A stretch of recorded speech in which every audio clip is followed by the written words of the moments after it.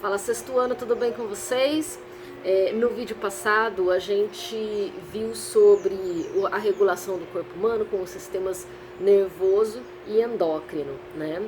Então eu vou fazer agora a correção das atividades que eu passei, que eram da página 172 e 173 do nosso livro didático da escola que eu tô dando essas aulas, né? Então, baseado no texto que eu passei, né? Tem que ler o texto, aí assistir o vídeo com as minhas explicações e responder as questões que estão aqui, que são 8 questõezinhas, né? É um assunto complicadinho, então tem que prestar bastante atenção, tanto no texto quanto nas explicações, e na hora de fazer os exercícios sempre voltar no texto para consultar, né? Então, vamos lá. A questão número 1 pergunta o seguinte: conclua qual é a importância dos sistemas de coordenação para a sobrevivência dos seres vivos. Então, conclua quer dizer, você tem que ter lido, interpretado, ouvido as explicações, aí você vai pensar e chegar na conclusão de qual é a importância dos sistemas de coordenação. Os sistemas de coordenação são o sistema nervoso e o sistema endócrino, né, que são esses que a gente estudou nesses dois textos. E qual é a importância, então, desses dois sistemas? Importantíssimo, porque sem esses dois sistemas o nosso corpo simplesmente não funciona, né?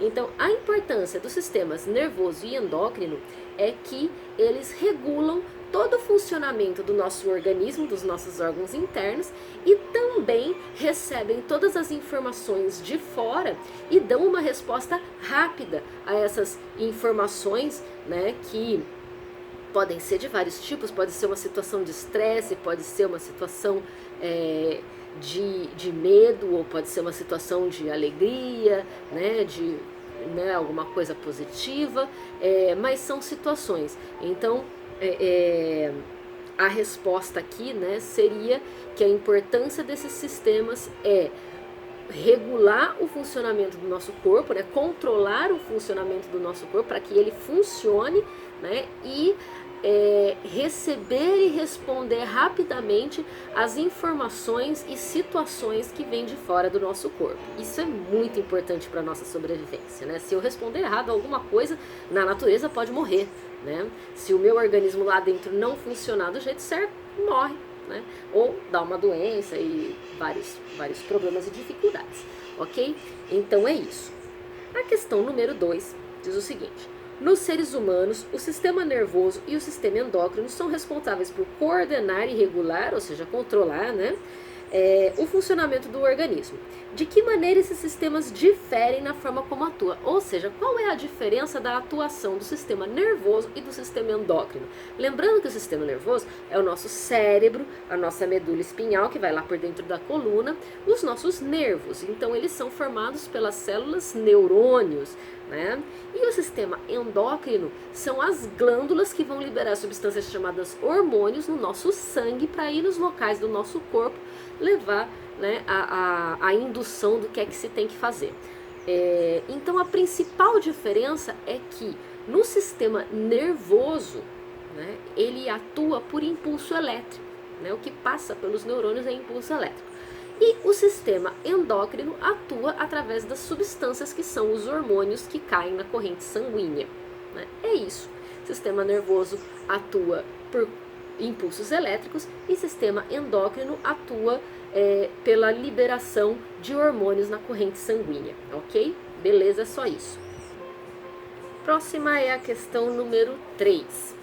Então, vamos lá. Hipóteses atuais sugerem que, quando aprendemos algo, novos caminhos de comunicação são estabelecidos entre os neurônios.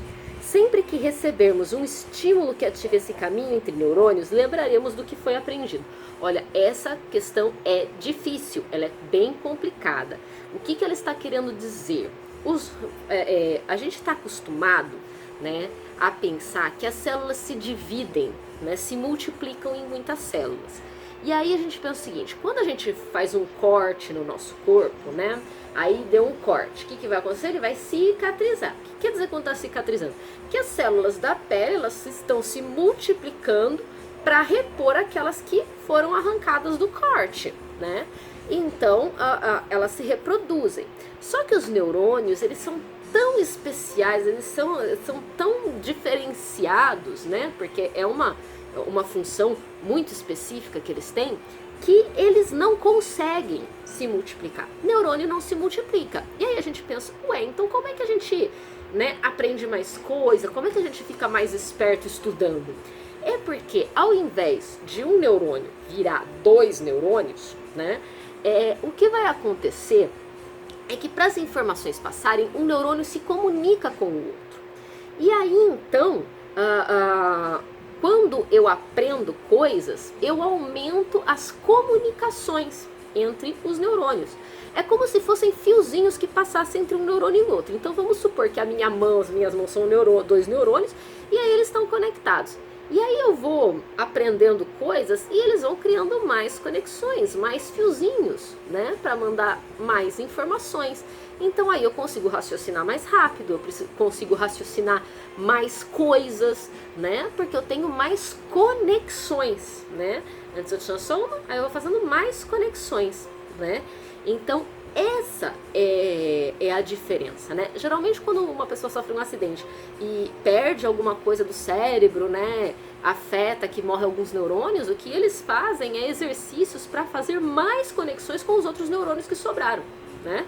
Por isso que a gente fala que é tão perigoso a questão das drogas, porque as drogas que são muito fortes, que afetam os nossos neurônios, que matam os neurônios, não tem volta, né? Não dá para criar mais. Então por isso que é muito perigoso. Então o que acontece quando eu aprendo é que eu faço mais conexões entre os neurônios. E aí quando eu vou ver de novo aquilo que eu aprendi, as conexões estão lá, eu ativo essas conexões e consigo raciocinar melhor sobre aquele assunto. Por isso que quando a gente vai estudar matemática, por exemplo, né? Por que tem que fazer tanto exercício de matemática, tanto, repetição? Porque tá, né, fortalecendo essas conexões que estão aqui, né? Então, para vocês terem uma ideia de como que funciona.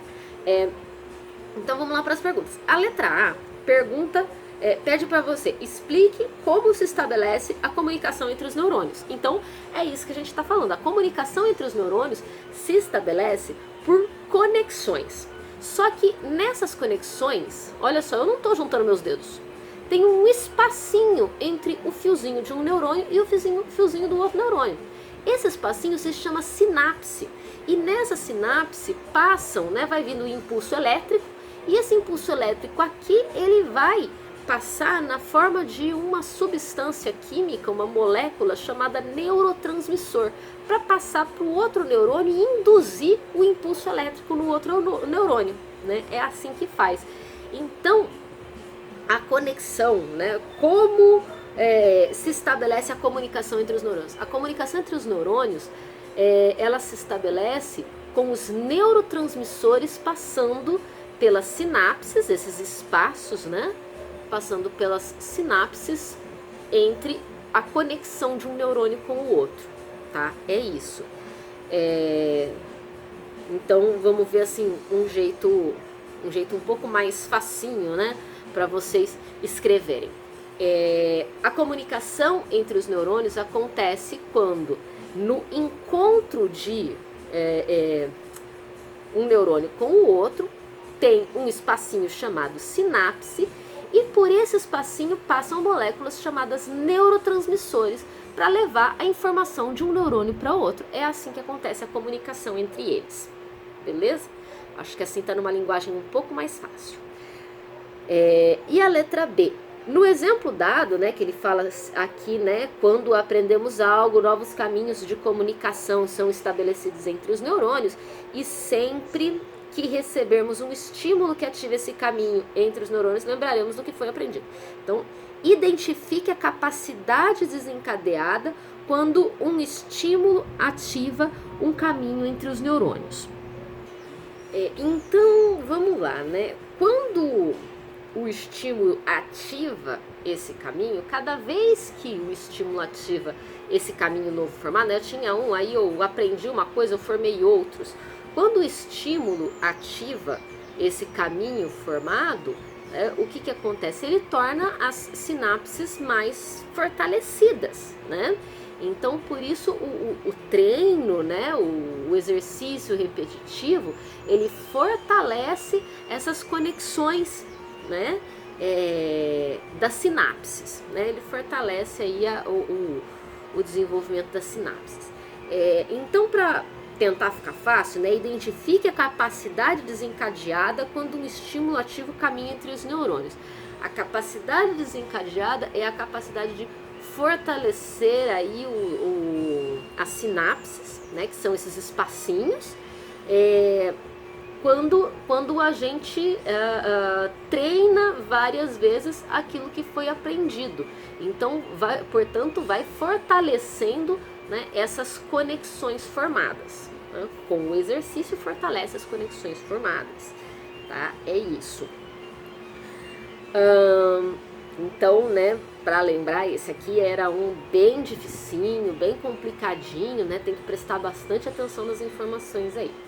Questão número 4. A medula espinhal, essa que sai do nosso cérebro e passa por dentro da coluna vertebral, né?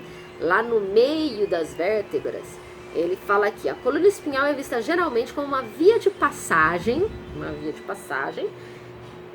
um caminho para que os impulsos nervosos originados no cérebro cheguem aos órgãos efetores, ou seja, os órgãos que vão fazer aquilo que precisa ser feito. A letra A pergunta se essa afirmação é correta e justifique. É correto? Sim, né? Justifique.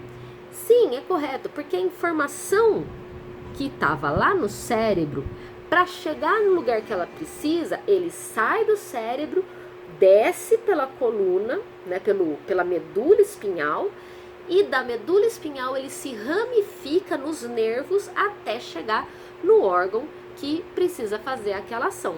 Essa é a explicação, tá? Bem desse jeitinho, que é o mais simples. Sim, porque a informação sai do cérebro, vai para a medula espinhal, se ramifica nos nervos e chega no órgão que é necessário. Então ela é um caminho, né, aí para os impulsos nervosos chegarem no órgão efetor. E a B. Suponha que duas pessoas tenham sofrido lesões na medula, né? Lesão na medula é muito complicado, porque o que acontece? Vamos supor um cano de água, que ele vai levar água lá do teto de um prédio até o último andar lá embaixo, né? O térreo. Se eu cortar esse cano, vamos supor que é um cano só que leva a mesma água. Se eu cortar esse cano aqui no meio do prédio, daqui para baixo não chega mais água, né?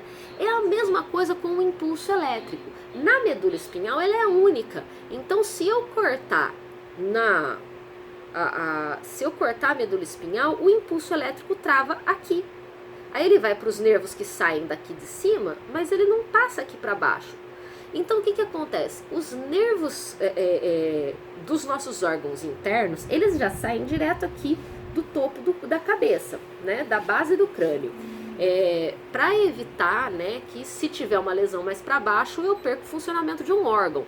Então, já sai direto daqui, os nossos órgãos, né, estão funcionando normalmente. Mas a sensação de tato, né, e os movimentos do meu corpo, os nervos saem da medula na altura que os membros estão. Então, os nervos que controlam meu braço estão nessa altura aqui. Os nervos que controlam minha perna estão lá embaixo, né, na altura da cintura. Então, se eu corto a medula numa certa altura, dali para baixo não passa mais impulso, então nada dali para baixo vai ser sentido e nem movimentar.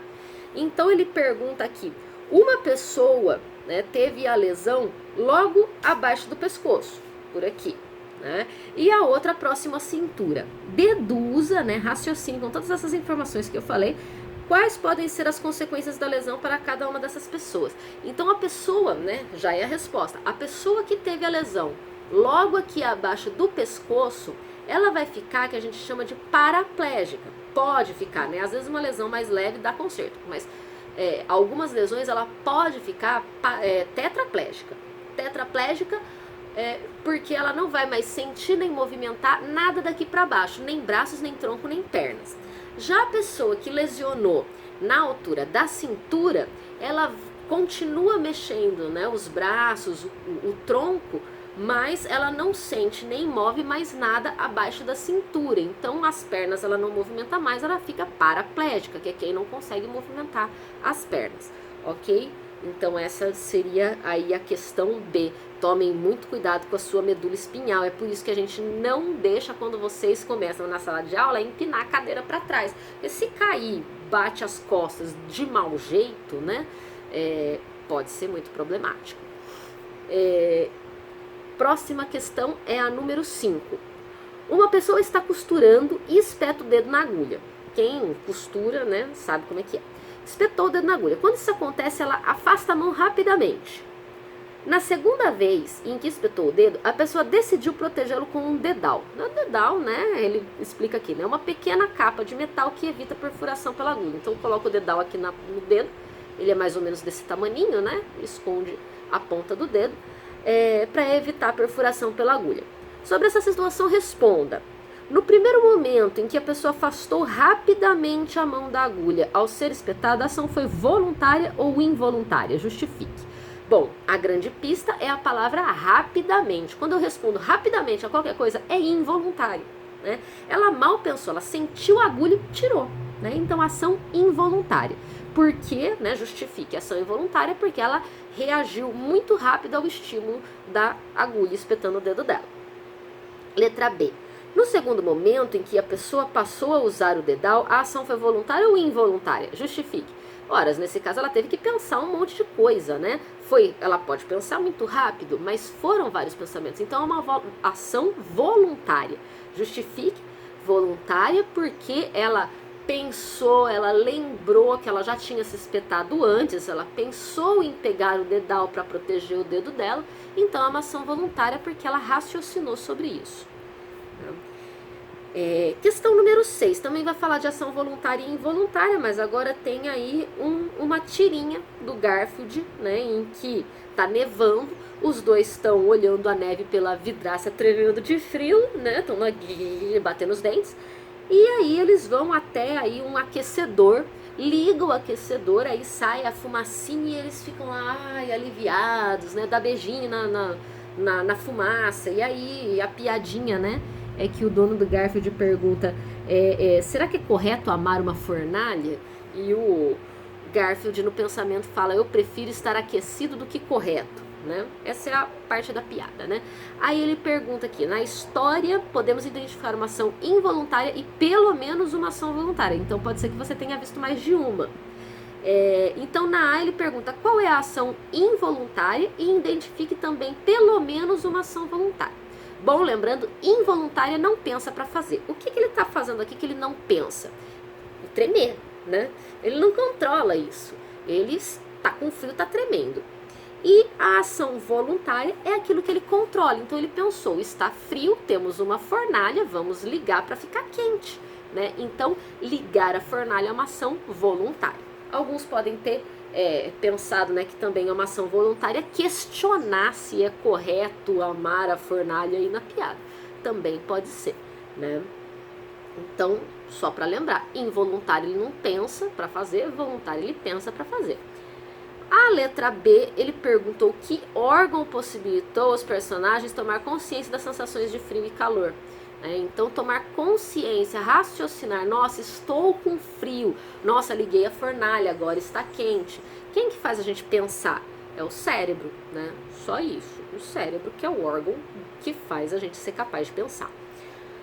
Ok, então essa foi a 6. Questão número 7 vai falar das glândulas endócrinas, né? Aquelas que produzem os hormônios que caem no nosso sangue para regular os nosso organismo. Então ele fala, analise a ilustração a seguir e faça o que se pede. Essa ilustração é muito parecida com uma que tem no texto. No texto, né, essa ilustração vem com os nomes das glândulas e com a explicação de para que elas servem, o que elas produzem, qual é a função delas. E aqui no exercício, né, a gente tem o desenhinho com as glândulas e só as letrinhas apontando para elas, né? Então tem que voltar no texto para ver qual é o nome daquela glândula e qual a função dela. Então, a primeira temos aí A, B, C, D. A letra A pede para identificar as glândulas que são exclusivamente femininas ou masculinas. Então, aquelas glândulas que só tem em mulher e que só tem em homem. Então, se eu olhar aqui, eu vou ver que todas elas aqui em cima estão apontando para o feminino e para o masculino. Só as duas de baixo que não. Então, são elas as que são exclusivas, né? Então, aí a gente tem que voltar no texto e ver qual é o nome delas. Então, na resposta da A, vai colocar feminina é a letra E, que são os ovários, e masculina é a letra F, que são os testículos, né? É só isso na A. Na B, ela pede a que alterações no corpo essas glândulas estão relacionadas e explique. Então, aí eu vou ter que explicar, né? Volta lá no texto e vê a explicação de cada uma delas. Então, os ovários estão relacionados à produção de hormônios femininos, que são estrógeno e progesterona, ao amadurecimento dos óvulos e as características femininas secundárias, né, que são o quê? Os seios, a cintura fina, o quadril mais largo, né, e o ciclo menstrual, né, regula também o ciclo menstrual. E os testículos estão relacionados à produção de espermatozoides, de hormônio sexual masculino, que é a testosterona, né? E a formação das características masculinas secundárias, né? Que é barba, voz mais grossa, produção maior de músculos, ombros mais largos, né? Esse tipo de características aí, ok? Então essa era a resposta da B, a função dos ovários e a função dos testículos. Letra C, identifique aquela que é conhecida como a glândula mestra. Explique por que ela ganhou esse nome. A glândula mestra é a que está lá em cima de tudo, a letra A, né, que está no cérebro mais ou menos nessa altura aqui, lá dentro, no meio do cérebro, e ela se chama hipófise, né? Então, a glândula mestra é a letra A, que é a hipófise. As pessoas chamam ela assim porque a hipófise não produz hormônios só para regular funcionamento do nosso organismo, mas ela também controla a ação das outras glândulas.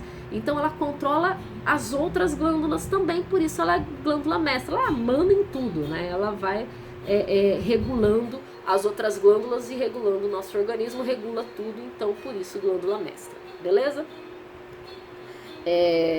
Então, para simplificar a resposta, né, é a letra A, que é a hipófise. Ela é chamada glândula mestra porque, além de regular o nosso organismo, ela também controla a função das outras glândulas endócrinas.